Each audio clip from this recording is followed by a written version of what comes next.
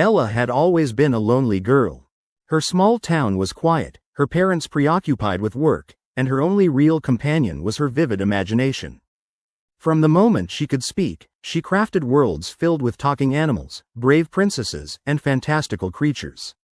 But her favorite creation was Lily, a gentle girl with shimmering blue hair and sparkling green eyes, who seemed to appear out of nowhere during Ella's long, solitary afternoons. At first, Ella thought Lily was just a figment of her imagination, a comforting fantasy to keep her company. But as weeks turned into months, Lily became more than just a daydream. She would sit beside Ella during homework, whisper advice about her crush on the boy at school, and even tell Ella stories when she was scared. Ella's parents never saw Lily. They dismissed her as a childish distraction, urging Ella to make real friends. But Ella didn't mind. Lily was everything she needed: kind, attentive, and always there. One day, everything changed. Ella was 11, their town was draped in an overcast sky, and her loneliness had deepened. She was sitting in her room, doodling in her notebook when Lily appeared, her face more vivid than ever. But Lily's usual gentle smile was replaced with a sinister smirk. Her eyes, once bright and inviting, now glowed with an unnatural green hue. "Ella," Lily whispered, her voice raspier than before. "You don't need anyone else. I can be your everything." Ella blinked, startled. "Lily, what's wrong?" Lily's voice darkened. "You've always relied on me, haven't you? But I can do so much more. I can make all the loneliness go away, permanently." Ella's heart pounded. She tried to speak, but Lily cut her off with an ominous laugh. "You never needed real friends.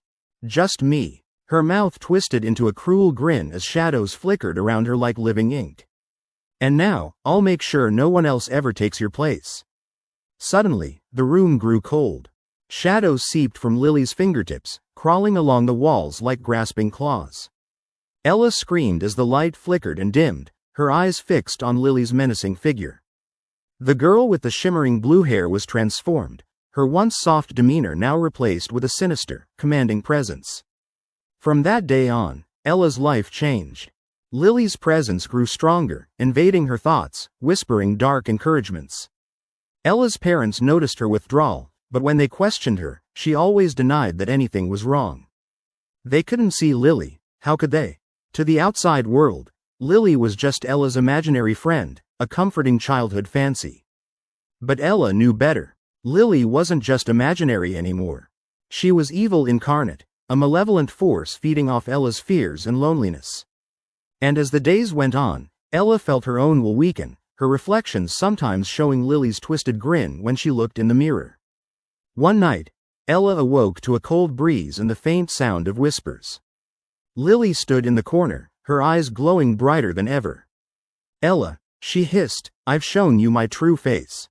You can't fight me. I am you now, your darkness, your secret." Ella's heart fluttered with terror.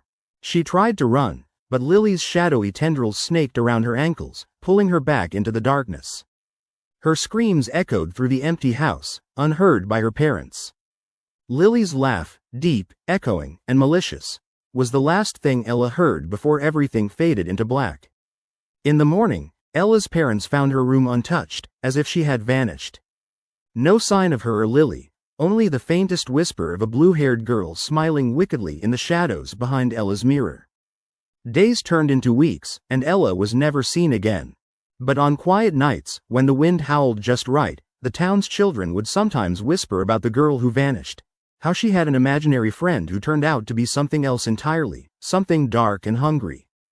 And if you listened carefully, you might hear the faint, sinister giggle of Lily, waiting patiently for her next victim, another lonely child longing for a friend.